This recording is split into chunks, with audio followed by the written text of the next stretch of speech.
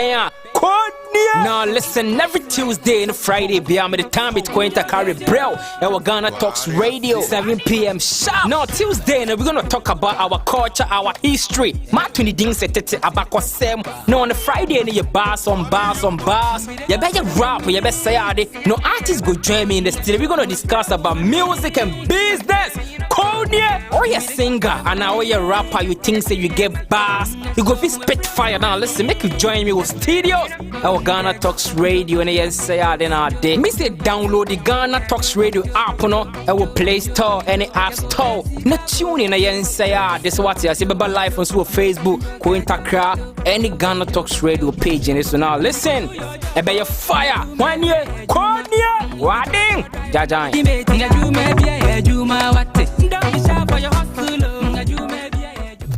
Are you ready to amplify your business or brand's reach and make a meaningful impact in Ghana and beyond? Partner with GhanaTalks Radio today to connect with a diverse audience across Ghana and beyond. Elevate your brand through on-air promotions and social media. Boost your brand during prime time. With GhanaTalks Radio, you can extend your reach across digital platforms. GhanaTalks Radio is not just a station, it is a community hub where your brand becomes part of the conversation. Join us in fostering connections, celebrating culture, and making a lasting impression. For customized sponsorship packages and enquiries, email contact@GhanaTalksRadio.com or call +233 202 544614. GhanaTalks Radio, giving the youth a voice. What do you want for breakfast? How do you want your breakfast? English breakfast, French fries. Koko Nikosi, alo komi kesheto. Wache. Well, Gobe is the real deal. Join us on GhanaTalks Radio. Let's serve you a buffet of breakfast. From news headlines review, current affairs to social issues. Entertainment, sports, and all the trending stories live on our mobile app and across all socials from Monday to Friday, 7 a.m. to 10 a.m. With me, Pakwesi Omare, Regina Bless, Deborah Adosu, and I am Esina Fiagbedu. This is GhanaTalks Breakfast Show.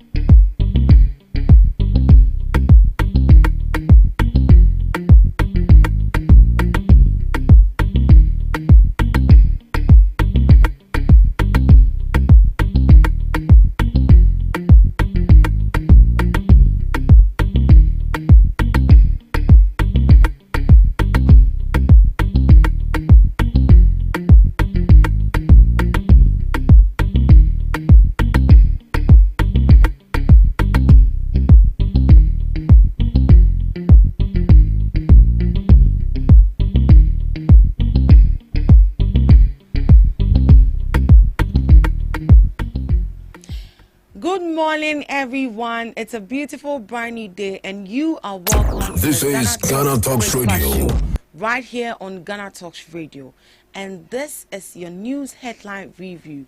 And here we talk about from every news making waves in the headlines, from business to politics, from sports to entertainment, and everything in between. We got you covered with the most relevant stories. As usual, I am your host, Esina Fiagbedu, and joining me today on our headline review is Miss Debbie Adoso and Miss Regina Bless.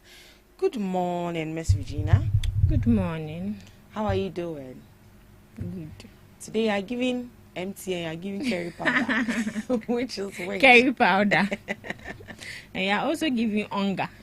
Oh, onga stew. Onga. I see that. Okay. All right. So let's dive into the major headlines today. But anyway, before that, yesterday it rained. Yeah. Hope you slept well. I did. Ish. Was the weather demanding? Demanding us in. Okay. Please, let's move on. All right. Moving on to our first story for today. Introduce policy on mobile phone use by students on campus. The ban is ineffective. NAGRAT's president. The president of the National Association of Graduate Teachers, Angel Kabunu, is urging the government to introduce a national policy to regulate the use of mobile phones in secondary schools. Mr. Kabunu said it was time to move away from outright bans and instead adopt practical ways of managing phone usage among students. He explained that mobile phones were already widely present in schools and pretending otherwise was no longer helpful. Mr. Bernard Avon, host of the program, challenged the figure attributed to pre-sec students. Mr. Kabunu promptly clarified that a large number of students across various schools use mobile phones, often without supervision. He also revealed that NAGRAD's National Council was scheduled to meet to deliberate on the issue. He said the association recognized the need to balance classroom discipline with the realities of digital learning. According to him, the use of mobile phones and other devices has been made easier for students to access both academic materials and inappropriate content, adding that the current absence of clear guidelines puts teachers and school heads in a difficult position. The Ghana Education Service maintains a ban on mobile phones in schools in line with its official code of conduct, but reports suggest that the rule is broadly flouted, with many students using phones secretly. Mr. Kabunu believes that a clear national direction will help students address the situation in a way that is practical and fair without compromising academic work or student safety. In his words, he also mentioned that over 98% of students are pre-sec have phones, and at St. Mary's students hide phones inside cut-out Bible. Claimed recounting experience from schools have had visited. Since mobile phones are already in schools, we need a policy to manage their use effectively. So that is it. That is coming from Mr. Kabunu. He's saying that they should allow the students to use mobile phones. And I don't know what came over him for him to say that students are pre-sec and then St. Mary's are already using mobile phones. So why are we pretending? Why are we being hypocrites that we have banned the use of mobile phones in school? But here lies the case. People are also using mobile phones in senior high schools. What do you make of it? With him mentioning names, I feel there's no need to it, because most students or most schools always use mobile phones or cell phones or any electrical gadgets. These people use it. So he mentioning some schools, I feel it's a bit overboard. Now, the case is as he said, everyone is using mobile phones in school. Both SHS, even JHS students are using mobile phones in school. So, as he said, why then do we pretend? Even these teachers themselves sees it and sees the phones. I quite remember way back in SHS, my school was a private school. We were allowed to phones, but you can't use phone during class hours. Oh, you were allowed to use mobile Yes, phones? we were allowed to use mobile phones. That was a private school? That was a private school. And it got to a point where our headmaster will come to class, teach us, and we'll be having difficulty with something. Then he'll be like, all of you take your phones and research on it. Oh, nice.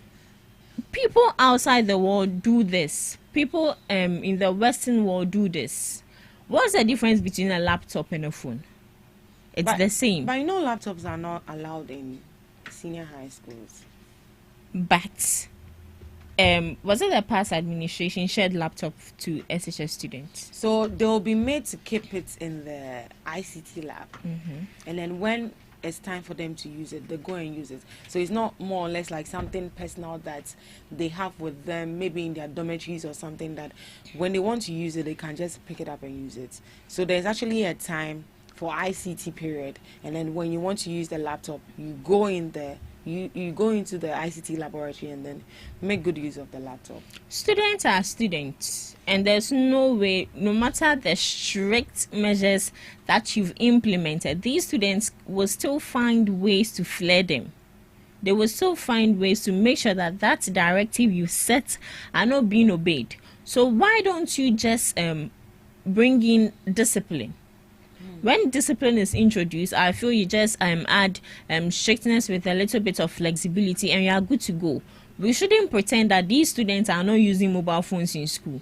They are using mobile phones in school. So just make sure that you oversee to it that these people are using the mobile phones for its right purpose in the school grounds or in school grounds. So you think it's high time that we allow SHS students to use mobile phones? Even if you don't allow them, they're already using it. So just make the rule, should I say, legal for them to have access to mobile phones. But what you watch, what are you using that mobile phone for? Exactly. The mobile phone should be used for educational purposes.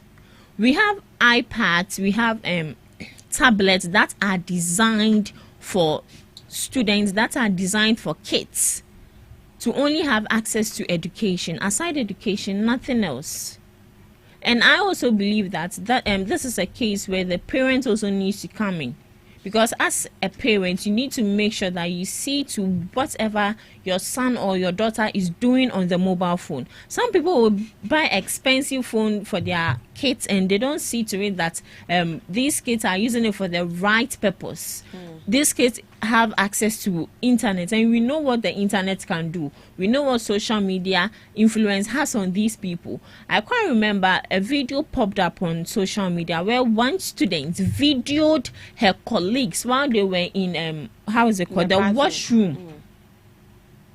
She was from afar, but you know technology, people zoomed as far as seeing things they're not supposed to be seeing. This is the wrong use of mobile phones in school.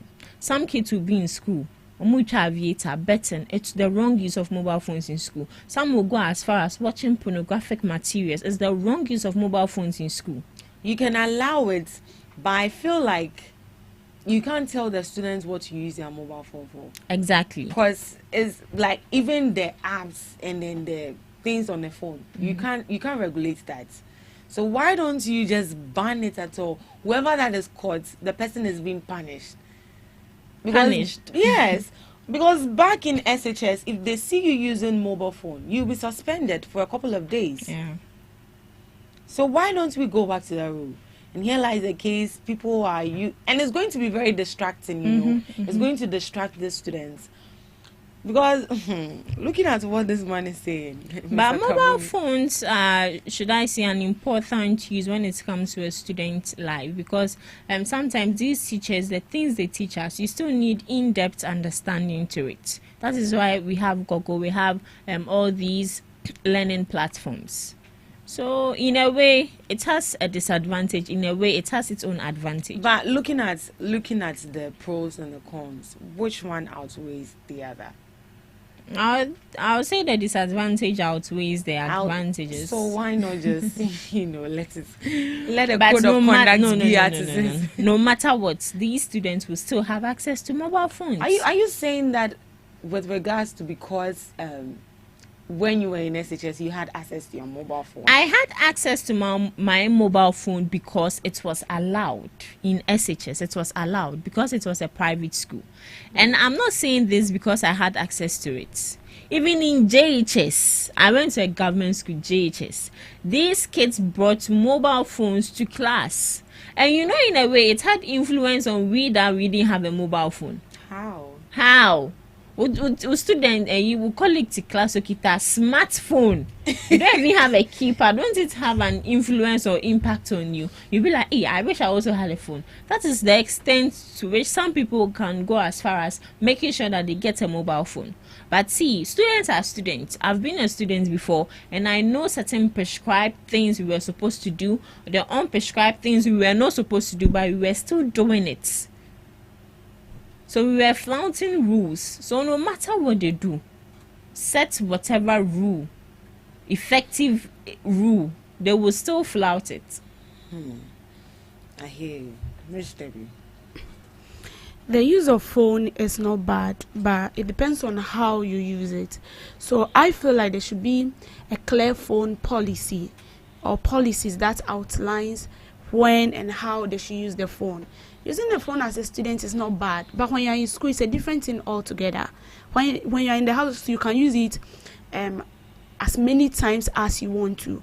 But you should also have it in mind that you are in school to learn, you are in school to study. And I know this phones helps in research and stuffs, but when you don't take time, and then it takes much of your time, it causes distraction. And then it takes your minds off what you are in school to do. You know, on TikTok, I've been seeing videos of students, dancing in school uniforms, sometimes in class, sometimes in dormitories, taking videos and stuffs, and they are posting. And you see, the moment you get so much addicted to the phone, it distracts you from your main focus. But using phone is not bad at all. So I feel like there should be tight monitoring and supervision. A time for you to use the phone.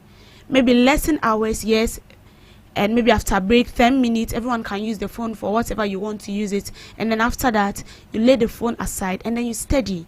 And I can remember that even those days that phones was not allowed in schools, ICT, just as the way we have free Wi-Fi here at the workplace that we use it for anything we want to do.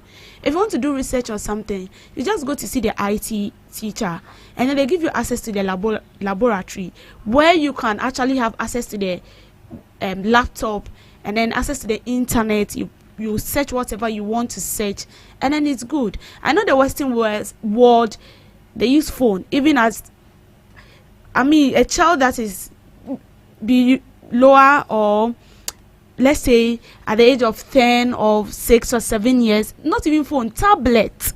They use tablet, and it all boils down to our mindset. The phone is good, but then you should know how to use it as a student. If you're not careful, and then you get so much into this phone, to dive your focus from why you are in the school.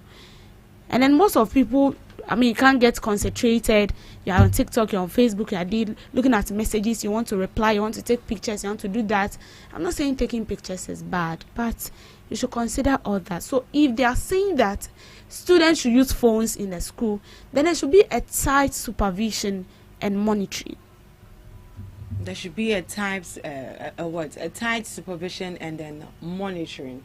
So in a way, you agree that they should just, allow students to use mobile phones in school.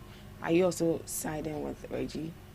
Not necessarily like using phones in school, but even if they will use their phone, I'm not fully in support of it. But even if they will use the phone, there should be, a time frame where after you use the phone, you go to submit the phone back. And they should ensure that when you submit the phone back, no one will go and steal it. But was it the previous government? I think they were giving out tablets to students, not only teachers, but to students. Yes. And then they also provided free Wi-Fi for them to use. So, and it got to a time, some of the teachers were complaining that the students were using the phone for like other purposes, not for the intended purposes. So I don't fully back it. But even if it's like it will be implemented, there should be ways to do it. After you are done using the phone, you send it back. It's just like the way you go to the library, you borrow books to read, and then after you are done, you write your name, the day you came for it, the time, and then you tell the person that maybe in the space of 2 days I'll finish reading the book and then I'll bring it back, or in the space of an hour, because we have people that can use a whole day to read a book and then I'll bring it back. There should be something like that, so that they will monitor you. The phone is good, but shall I see, as a student, if you're not careful, and then you pay attention much on this, I will say sini. So I feel, in a way, I'm not fully in support of it. You're not fully in support of it. All right. Moving on to our next story. Regional Minister advocates waste management programs at universities.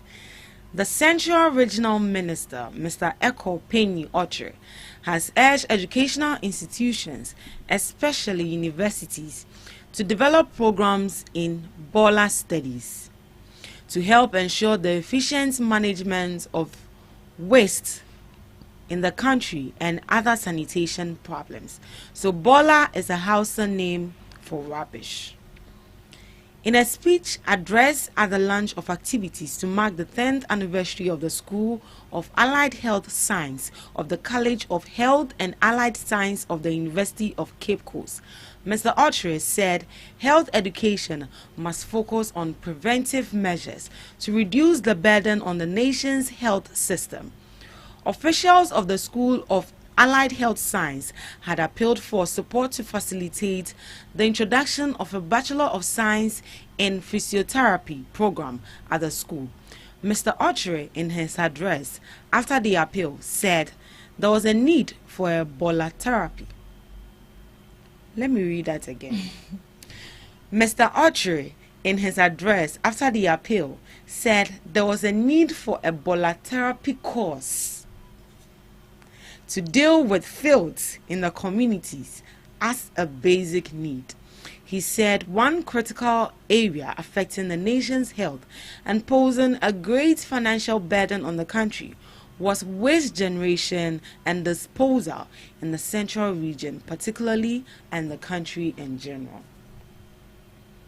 So this is coming from the Central Regional Minister, Mr. Echo Payne Ottery. He said there should be a course for Bola. There should be Bola studies, as in waste studies.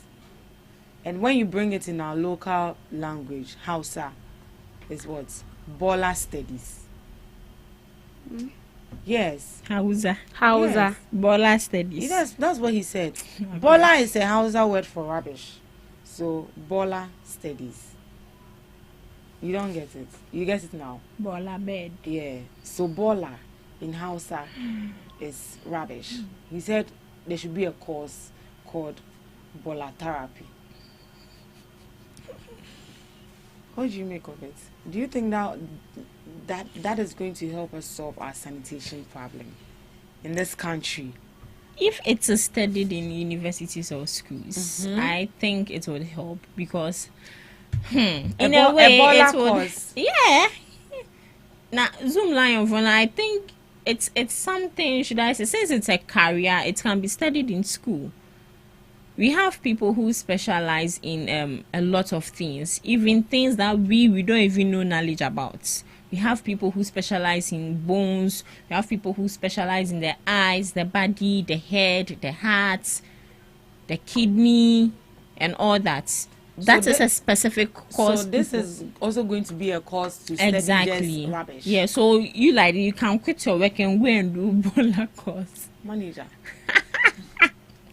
And but all jokes aside, it's a good thing. It's even a good thing for him to even think about it in the first place, because both of us finish. Why? No, finish. Both of us at times even litter the environment. You and who? Say you. Both of us, madam, you one way or the other litter the environment. Right. And even educated people even litter the environment. So that should tell you, even though we are educated, that should tell you how uneducated we are when it comes to our mentality. It's not only about wearing coats, sitting in the office, enjoying AC.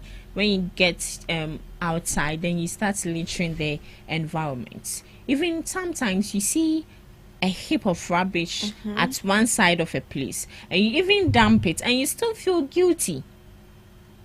Sometimes it's advised that when you're in a car, you litter the car rather than littering the environment. That is what people say. Even that one safe, littering the car, do you know where they are going to dump the rubbish? Exactly, that is the problem. You don't know where they are going to dump it. This Bola cars, sometimes, one time I got to hear that after they take all our rubbish, they go dump it in our water bodies.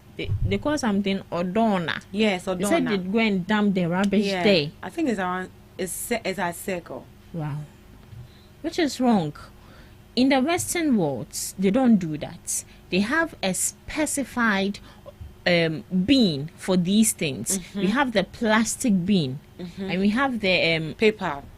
Exactly. And liquid. The plastic one is being recycled. The last time we went to the demonstration on the 37 road, you saw they've done a plastic bin with bottles where you can just dump anything plastic in it. Yeah. We can adapt to that. We can adopt that culture. It wouldn't stop us. it's something that I feel it's good. It would help limit the way people throw rubbish anywhere. And I also feel that they should also set bins at strategic points where they know that these when it's being put here, people would dump in. But you can walk as far as 2 hours, 3 hours without seeing any dustbin. You not see any dustbin anywhere. Now unsu kita de person to twene. Ebi an kita bag kese. Untumi fan shim.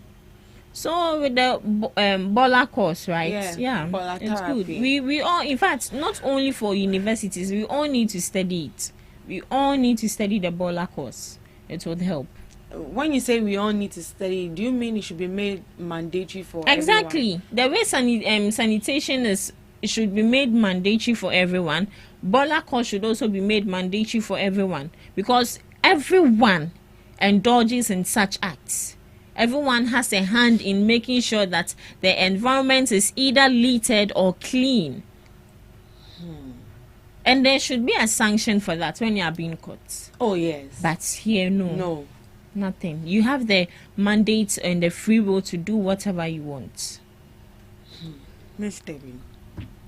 Well, waste management is very, very crucial when it comes to environmental protection, public health, and then a whole lot. And just as students go to school to study, whatever you want to become in future, and at the end of the day, it comes to pass, it is very necessary that we also go to study waste management, because I feel like it's should I say it promotes critical thinking of students. Waste management is not only about them being taught how to dispose waste, but then they can also teach these students how to recycle this waste, this plastic rubbers, into something useful. I remember when I was in JHS, they taught us how to use pure water rubber, how to weave it into bag. So you can use needle and thread, and then you get a lot of pure water rubbers, and then you can do a handbag for yourself. After you then use African print to decorate it, and it was very nice. They taught us how to use pure water rubber for sandals, for chain. So these things can be introduced in the universities, and then it should be done as a compulsory course in first year. Just as when you go to school, sometimes the course you are doing does not require you maybe reading mathematics or reading French, but then it's very compulsory at level 100, and you have to study it. By all means, you are not supposed to fail it, you are supposed to pass, because it's compulsory. I feel like this waste management thing, when it's being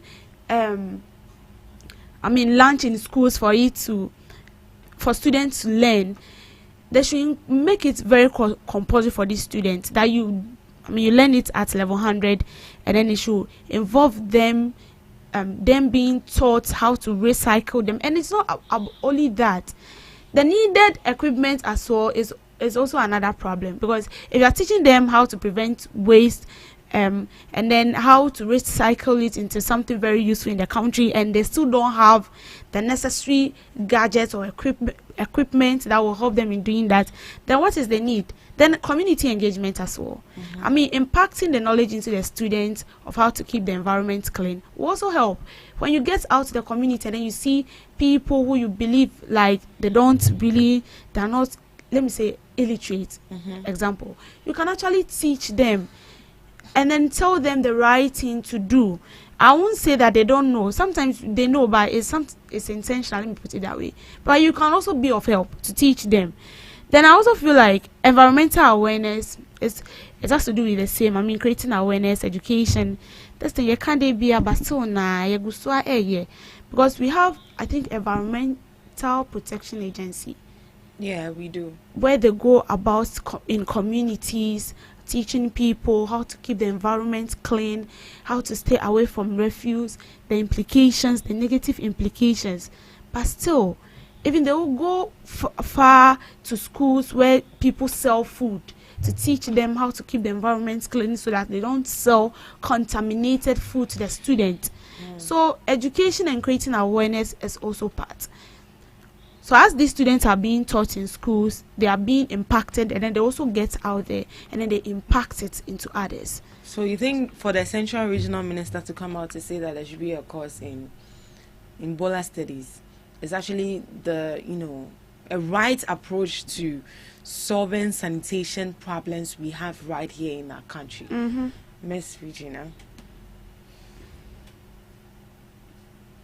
Do you think that the Bola thing, the Bola studies, I don't know why I find it funny. It's funny. Bola course. You get it. So you go to school and then they ask you, which course are you offering? Please, I'm offering Bola course. Yeah, Bola therapist.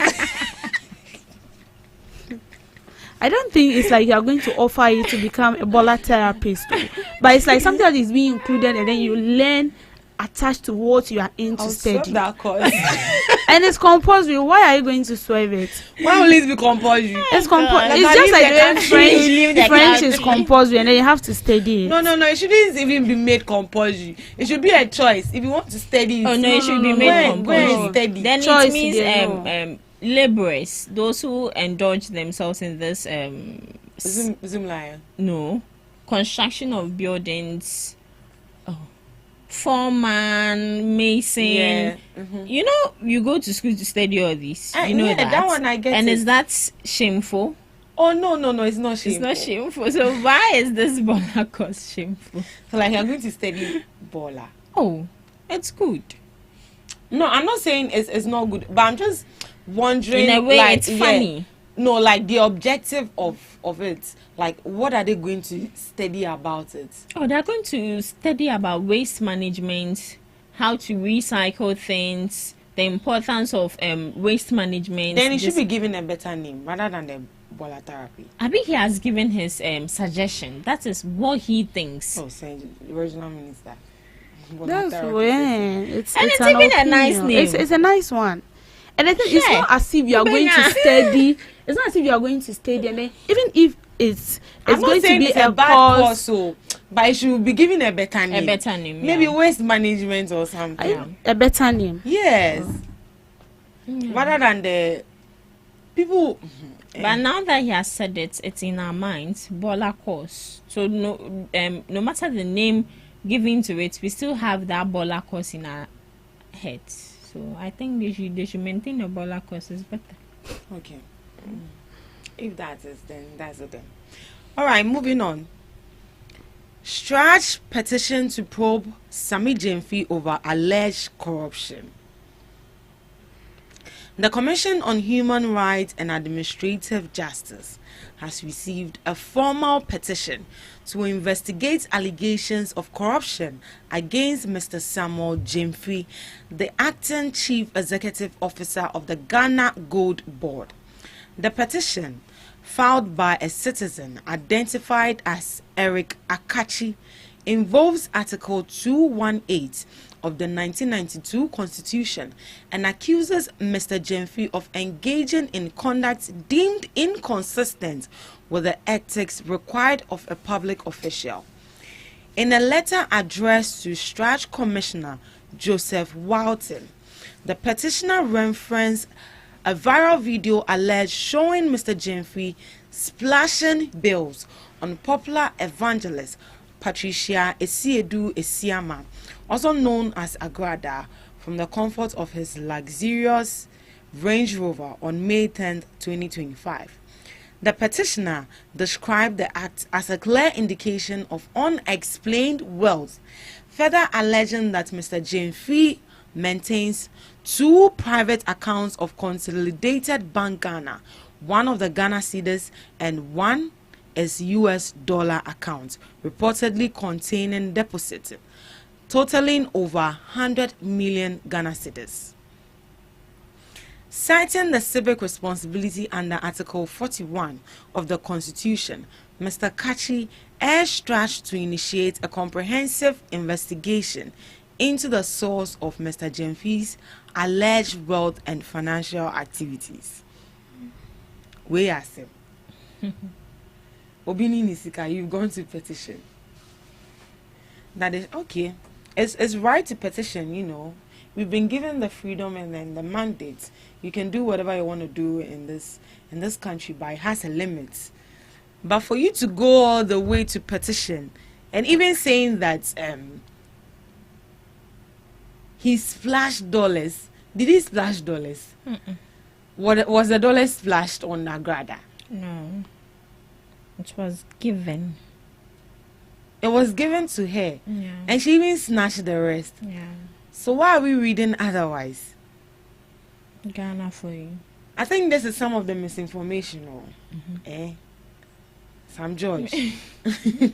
This is some He's of the. not doing what he's supposed to. This is actually some of the misinformation. So indirectly, are they trying to say that Sami Jenfi cannot make like $100, like that amount of money he gave to Aguada? In a way, In that's actual what they are sense, trying to is say. that what they are trying to say? Yeah, they are trying to say that For since their government came into power, that is when he had access to such huge amounts of money. But forgetting that this man had a life aside politics. You get it. He was a lawyer. He is a lawyer. He has other businesses. I saw a video where he said even at the age of 24, Of 24, he he had had employed already people. 50,000 people, according to him. He has businesses, restaurants where even those MPs accusing him now comes to that restaurant to eat. So do you think this petition is concrete enough? It's not valid. It's not valid. It only becomes valid when you have evidence. But you are just judging, or you are just giving your verdict based on a video you've seen and making waves on social media. After all, Obi Akebi to Mami Sumin Kebi. You get it. And he has even submitted it to Strajo. It doesn't make sense. It doesn't make sense. Corruption. So why wasn't he accused of corruption way back till now? And they are trying to say just even if it is own money, it is own money. And within the 5 months of being in